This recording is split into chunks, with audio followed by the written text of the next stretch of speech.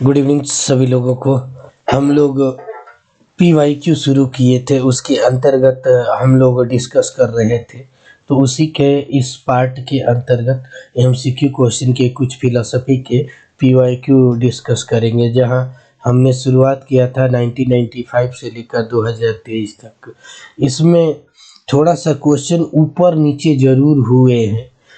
Reason ये है कि PDF में से निकाल के टाइप करवा के अरेंज करने में इधर होगा, लेकिन आपको फुल पैकेज में पूरा का पूरा PYQ मिलेगा, जहां आपको CUT PG फिलॉसफी के लिए, CUT PhD भी अगली बार देंगे उसके लिए, उसके बाद NTA UGC नेट JRF के लिए, उसके साथ साथ यदि कहीं पर फिलॉसफी का RS में होता है टीचर ग्रेड का, वहाँ पे आपको काम करेगा। सेट का एग्ज़ाम होता है, वहाँ पर ये फिलॉसफी का काम करेगा। ठीक है, तो ध्यान से जितने भी आपके दोस्त रिलेटिव हैं सभी जगह पर शेयर कीजिए और काम को बढ़ाने का प्रयास कीजिए। ठीक है, मैं हमेशा एक बात कहता हूँ कि जीतने वाले कोई अलग कार्य नहीं करते हैं, बल्कि हर कार्य को अलग अंदाज में करने का प्रयास करते हैं। मतलब 10 मिनट में 10 क्वेश्चन करना, इसको कहते हैं hard work. Hard work 10 minute में 2 क्वेश्चन मल्टी डायमेंशन में करना, उसको कहते हैं स्मार्ट वर्क। देखिए यहाँ पर लिखा है कि सफलता हमेशा स्मार्ट स्ट्रेटजी और स्मार्ट वर्क से मिलती है। ठीक है, तो हम चलते हैं स्मार्ट स्ट्रेटजी अपनाने। ध्यान से देखिएगा, अगला क्वेश्चन है who establish the theory of becoming. ठीक है, सत्य के से जो बिकमिंग सिद्धांत थ्योरी किसने दिया था। ठीक है, ध्यान से थोड़ा सा देखेंगे, ये वेस्टर्न फिलोसफी का प्रश्न है। और मैं जब एंशिएंट वेस्टर्न फिलोसफी बताया था तो इसको 3 भागों में बांटा था। ठीक है, 3 भागों में बांटा था। पहला क्या था, प्री सोक्रेटिस, ठीक है, सोक्रेटिस और आफ्टर सोक्रेटिस। ठीक है, तो यानी प्री सोक्रेटिस एज में कौन कौन से हैं, तो आपको मैंने डिटेल बताया था कि पार्मेनाइडिस, थेल्स, ये सारे के सारे लोग किसके हैं, प्री सोक्रेटिस एज में। ठीक है, और ये बिकमिंग का सिद्धांत प्री सोक्रेटिस एज से ही शुरुआत हुआ था। तो एक तो ध्यान से देख लेंगे कि इतनी भी आपको बेसिक नॉलेज है तब भी ये क्वेश्चन बन जाएगा। क्या है, कैसे, तो देखो प्लेटो क्या है, पूरी की पूरी किसके हैं, सोक्रेटिस के, तो ये तो होंगे नहीं। एंसेलम क्या है, मिडिवल फिलोसफी के, ये 2 खत्म हो गए। अब हमेशा आप जानते हैं कि जो पढ़ने वाले बच्चों के पास 2 ही विकल्प होते हैं, 2 तो फ्री में निकल जाते हैं, थोड़ा सा भी है। अब बचा पार्मेनाइडिस और हेराक्लाइटस। ध्यान से आप देखेंगे कि पार्मेनाइडिस और हेराक्लाइटस में इसका जो करेक्ट आंसर होगा वो हेराक्लाइटस होगा। हेराक्लाइटस का जो सिद्धांत है बिकमिंग का, ये कहते हैं कि किसी भी दुनिया क्षणिकवाद के रूप में है। ठीक है, बहते हुए नदी में एक बार के बाद दोबारा पाँव नहीं रख सकते, क्योंकि वह पानी ही बह के दूसरी जगह चला जाता है, उसके स्थान पे दूसरा पानी आता है। ये ओरिजिन ऑफ अर्थ को अग्नि के माध्यम से मांगते हैं। तो ये चीज़ें याद रखना, ऑन द नेचर। ठीक है, ये चीज़ें याद रखना है। इसका करेक्ट आंसर क्या हो जाएगा, सी। जितने डायमेंशन से हो सके करिए, ऑटोमेटिक हो जाएगा।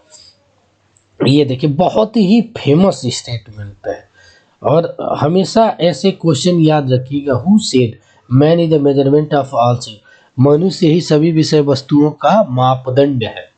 ये भी फ्री में थोड़ा सा लॉजिकल चीजें अपनाएंगे आ जाएगा। प्लेटो नहीं भैया, प्लेटो तो होंगे नहीं।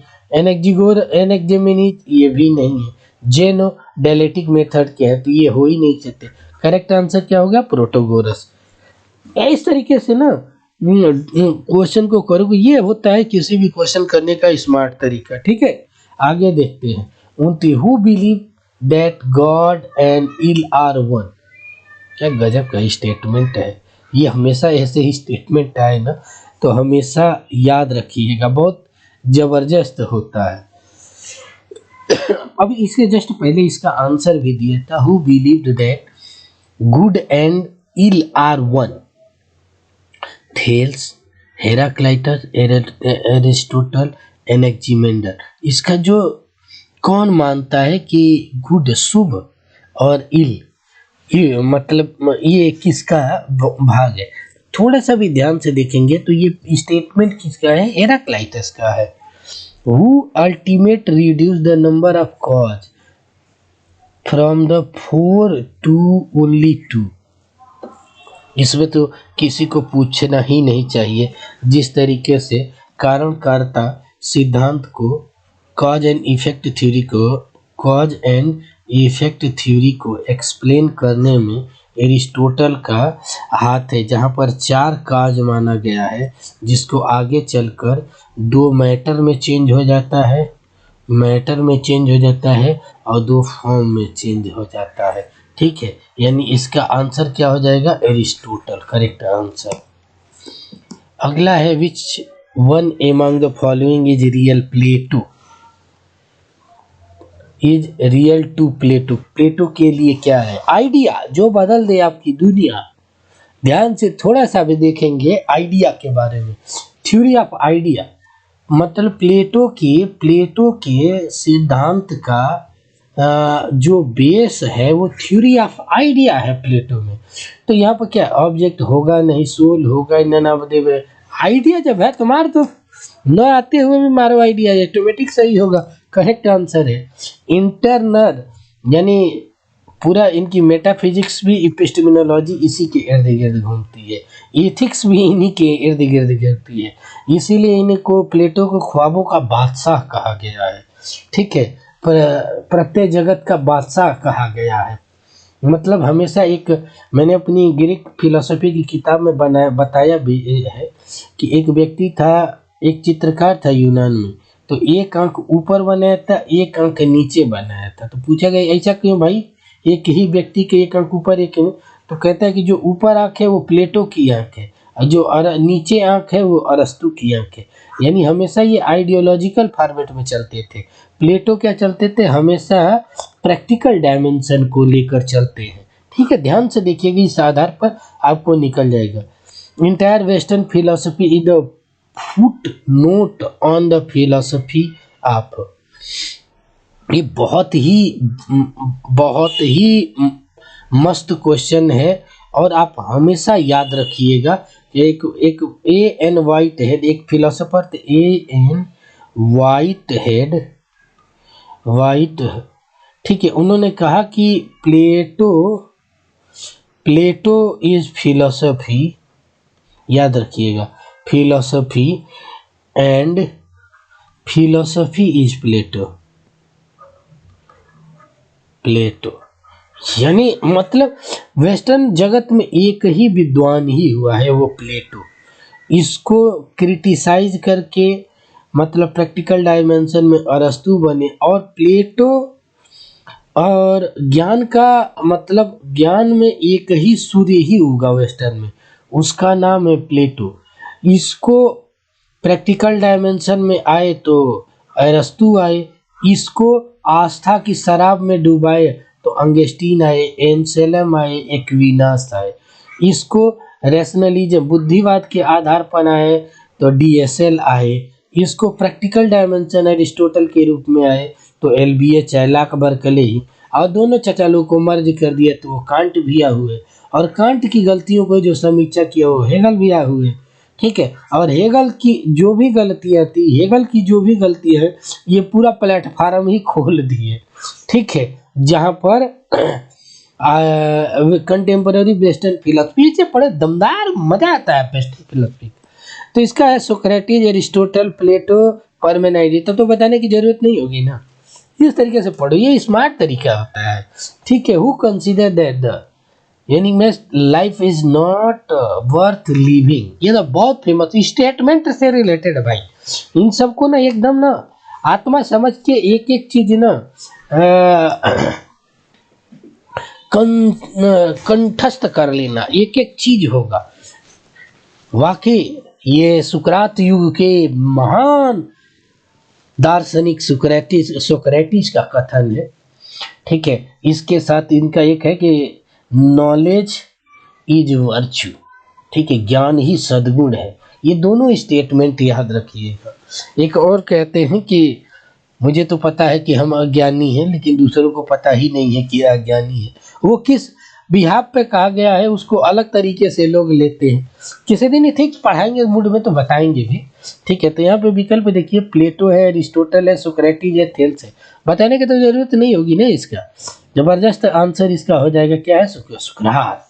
मेरे हमेशा के आइडियल है। मैंने ये अपने चैनल पर, यूट्यूब चैनल पर डॉक्टर अवधेश सर वाले में मैंने पहली वीडियो में ही आप ऊपर देखेंगे तो देखेंगे सुकरात को मैंने पढ़ाया है। एक बार वीडियो देख के देखिएगा, दिल खुश हो जाएगा। सुकरात को दिल खोल के पढ़ाता हूँ, पढ़ता भी हूँ। यही वो व्यक्ति थे जो मुझे फिलॉसफी पढ़ने के लिए मजबूर किए। Who proved the existence of God through argument based on ontology। देखो ऐसे ये ना, देखो अब ये चचा लोग क्या है कि ये पूरा का पूरा ना ध्यान से देखोगे तो ये सबके सब मिडिवल वेस्टर्न फिलोसफी के हैं, ठीक है, मिडिवल वेस्टर्न। और इसका है कि पहले विश्वास करे, यानी श्रद्धा करो, विश्वास करो तो विश्वास या श्रद्धा करो तो जानो, यानी धर्म की आस्था में डूबो को देखते हैं। यहाँ से ध्यान से देखिएगा तो यहाँ पे तीन यहाँ पे लोग हैं जो बेसिकली हमें पढ़ना होता है। वो हैं अंगस्टीन, एंसेलम, एक्विनास, ठीक है। ये तीन चचा लोग हैं, ठीक है। तीनों पादरी थे, तीनों ईसाई धर्म के पादरी थे। ऑल थ्री नहीं होगा, ठीक है। यहाँ से ध्यान से देखिएगा, एक्विनास, एंसेलम, अंगस्टीन। इसका जो करेक्ट आंसर है, ठीक है, जो मैं देख रहा हूँ वो इसका जो करेक्ट संत एंसेलम को माना जाता है, ठीक है। कौन होगा तो इसका करेक्ट आंसर बी का क्या होगा, संत एंसेलम होंगे। अगला है कि concept of unmoved mover for God was developed by. हमेशा याद रखिएगा ये क्वेश्चन का जो वो है स्टेटमेंट, वो कभी मत भूलिएगा, इसको लिख लीजिएगा, ठीक है। मैं काम कर रहा हूँ, वेस्टर्न की तोड़ निकाल रहा हूँ भाई, मसीह है इन लोगों का कि एक जगह मिले। बहुत हो गया वो पैराग्राफ से पढ़ने, अब हम लोग की अलग अंदाज में।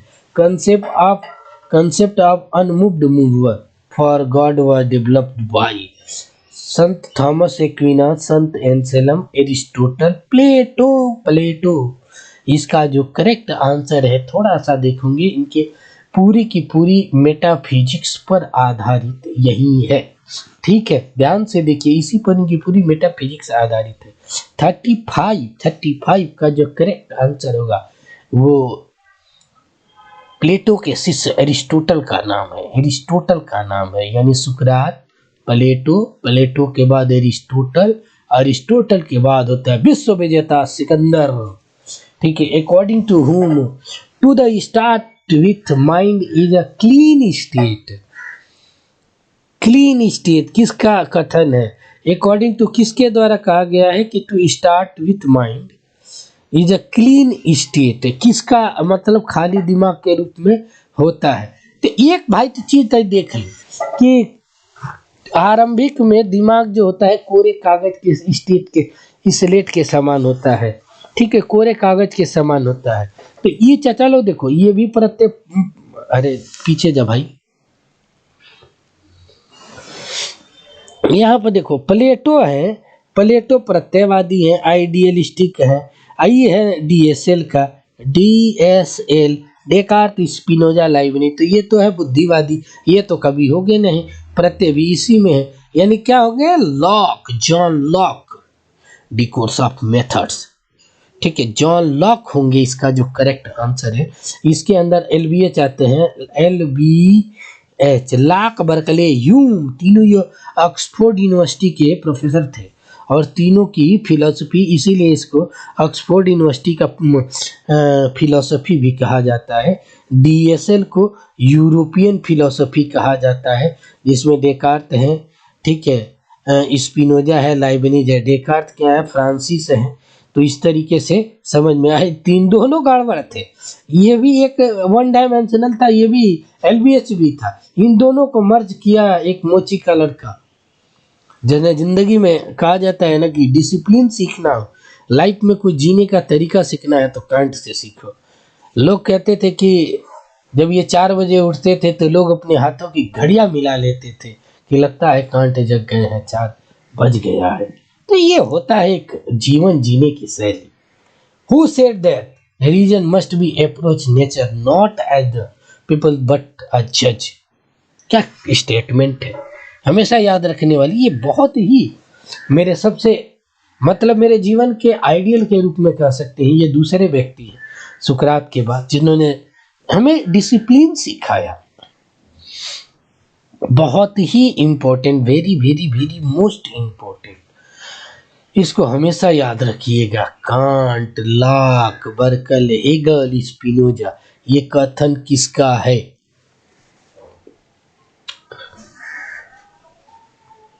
ये कथन इमैनुअल कांट का है, जो अभी मैं बता रहा था डिसिप्लिन की चीजों को लेकर। ठीक है, तो याद रखिएगा। अगला है कि the philosopher who define the common sense of philosophy. ये तो बहुत सिंपल है, कॉमन सेंस वाली। ये तो बेसिक भी थोड़ा बहुत भी कोई जानता होगा ना तो फ्री में दे देगा। ठीक है, ध्यान से देखिएगा। बर्कले, चचा बर्कले होंगे नहीं, ये तो एलबीएच ग्रुप के हैं। एलबीएच लाक बर्कले। ह्यूम अनुभववादी हैं, ये तो होंगे नहीं, यानी बर्कले गए नहीं होंगे। उसके बाद ग्रीन हो ही नहीं सकते। हेगल भी है डायलेक्टिक मेथड में, द्वंद्वात्मक में। तो इसका जो करेक्ट आंसर है वो मूर होगी, जी मूर। जी मूर, MOOR मूर जनरल की नॉलेज के आधार पर डिफाइन करने वाले थे, जी मूर होंगे। अगला है which of the following statement was produced by Wittgenstein philosophical investigation and Tractatus. ऐसा आदमी था कि एक किताब लिखा है तक कोई पढ़ ही नहीं पाया है, टू भी समझ ही नहीं पाया है। ठीक है, ये न्यूटन के समय बैचमेट था, बंदा बहुत ही टैलेंटेड विद्वान व्यक्ति। To be is to be received, I think therefore I. अरे जो थोड़ा भी पढ़ा होगा तो ये जानता है ये किसका कथन है। I am therefore I think, ये भी सब फेमस स्टेटमेंट है। Where of one can not speak, there of one must be remain silent. क्या बात है, स्टेटमेंट याद रखना बहुत जरूरी है। ठीक है, जितने स्टेटमेंट इसमें लगभग 10-15 ठो स्टेटमेंट है, उसको एक जगह लिख लीजिएगा। ठीक है, इसका जो करेक्ट आंसर है वो डी है। Philosopher who is associated with the doctrine of language of game. ये तो देखिए, ये दोनों मिलते जुलते हैं, एक ही संप्रदाय के चट्टे बट्टे हैं। ऑटोमेटिक जो एक को आता है वो आराम से लेते जाएगा। विटिंगस्टीन, इसका मूर सेल विटिंगस्टीन, इसको एक ही के रूप में देखा जाता है। विलियम जेम्स तो उपयोगितावादी है। ठीक है, तो ये तो आएंगे नहीं यहाँ से। इसका करेक्ट आंसर हो जाएगा वो सी है। अगला है the verifiability theory of meaning is introduce, ये भी वही है। ठीक है, अस्तित्ववादी, लॉजिकल पॉजिटिविटी, फिनोमिनोलॉजी या प्रेगमेटिज्म, किसकी चीजें हैं। क्या मस्त स्टेटमेंट है, ध्यान से देखिएगा। एक लाइन में दिमाग नहीं लगाना है, थोड़ा सा इन्वेस्टमेंट, यदि थोड़ा सा भी लॉजिकल पॉजिटिविज्म यानी मूर विटिंगस्टीन को जो पढ़ा होगा ना उसको ऑटोमेटिक इसका आंसर पता होगा। लॉजिकल है, बी करेक्ट आंसर है। यहाँ पे देखिए, the philosopher who criticise the certain Cartesian dualism of Descartes यानी डॉक्ट्रिन बाय घोस्ट, भूत का मशीनों का सिद्धांत, गिलबर्ट राइल। क्या बात है, एक लाइन में इसका आंसर है। ये नाम से ही जाना जाता है, इसको बताने की जरूरत नहीं। गिलबर्ट राइल, मशीनों के भूत का सिद्धांत, मशीनों के भूत का सिद्धांत, भूत का सिद्धांत, ध्यान से देखिएगा, गिलबर्ट राइल का है। ठीक है, अगला है according to which theory truth depends upon the practical consequence, correspondence theory, coherence theory, pragmatic theory, semantic theory, यहाँ ध्यान से देखिएगा, ये तीनों चचा लोग की थ्योरी, ये चारों की चारों थ्योरी कंटेम्प्रेरी वेस्टर्न फिलोसफी में बहुत चर्चा में थी, और इसका सबसे पहले इस्तेमाल करें फिर विश्वास करें प्रैग्मेटिक उपयोगितावादी थ्योरी सिद्धांत करेक्ट आंसर हो जाएगा। चौथा है which of the following pair is not theoretically harmonious, Moore and Russell, Peirce and James, इनेथी Carnap, Heidegger, Husserl, Edmund Husserl phenomenology वाले हैं, नॉट पेयर। हाइडेगर है किसके, तो अस्तित्ववादी के, तो ये पूछ रहा है कि कौन सा नहीं होगा, तो ये हो गए फिनोमिनोलॉजी, नाम केवल याद रखोगे ना तो ये फ्री में नंबर दे देगा। हुर्सल क्या हो गया, फिनोमिनोलॉजी का, और हाइडेगर हो गया अस्तित्ववादी का, यानी करेक्ट आंसर यही होगा इनकॉर्डिनेट पेयर में। ठीक है, अगला है वियना सर्किल, बहुत चर्चे का विषय रहा है, बहुत ही अच्छा क्वेश्चन, और इसका फ्री का नंबर है। वियना सर्किल एक ही समय चर्चा में था जब वेस्टिंगस्टीन का के समय थे, मूर, रसेल, वेस्टिंगस्टीन थे, जिसमें मूर और रसेल भी थे, वेस्टिंगस्टीन, यानी लॉजिकल पॉजिटिविज्म, इसका जो करेक्ट आंसर होगा ये होगा। ये कंटेम्प्रेरी वेस्टर्न फिलोसफी है, पढ़ाएंगे दिल खोल के।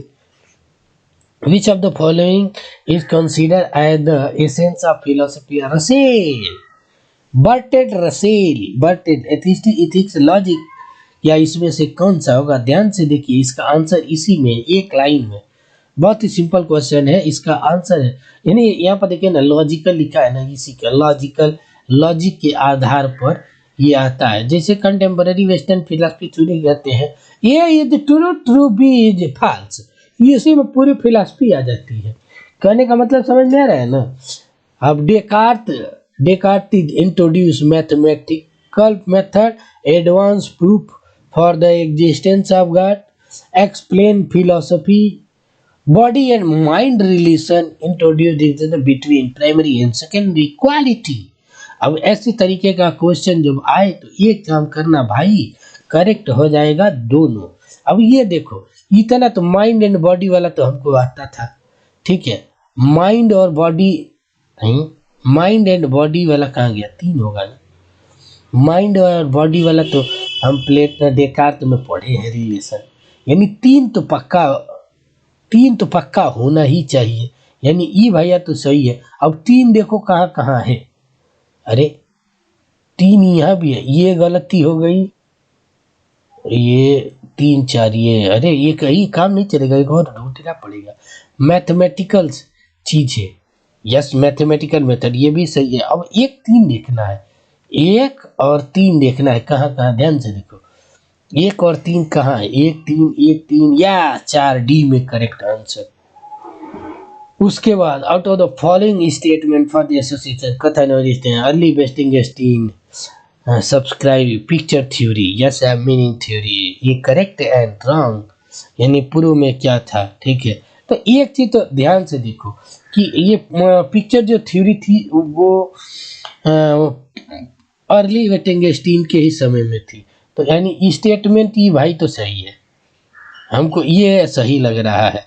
दूसरा क्या पूछ रहा, आफ्टर लेटर थ्योरी, लैंग्वेज, अरे दोनों सही है, लेकिन एक दूसरे की व्याख्या नहीं कर रहे हैं, ये बात याद रखें। करेक्ट आंसर है both B R true but R is not a correct explanation, दोनों दो थ्योरियां हैं, ठीक है। Identify the correct sequence of the work, बहुत बढ़िया। अब ये तो हो नहीं सकता है, ठीक है, थोड़ा सा भी ध्यान दोगे तो रिपब्लिक किसका है, तो प्लेटो का है।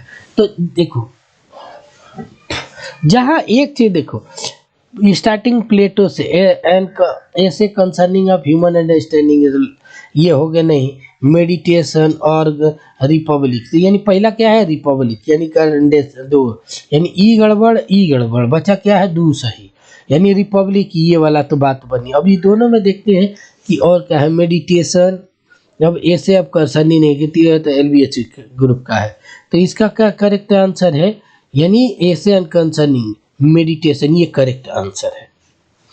हमको एक पता था कि देखो इसमें से दो पता था कि रिपब्लिक किसका है, प्लेटो का है, तो स्टार्टिंग तो इसी से होगा, ठीक है, सी करेक्ट आंसर होगा। यदि कुछ नहीं समझ में आता है तो आप उसमें लिख सकते हैं GE Moore, either are nor, ध्यान से, Gilbert Ryle concept of mind, ठीक है, philosophical study and inquiry into the meaning and truth.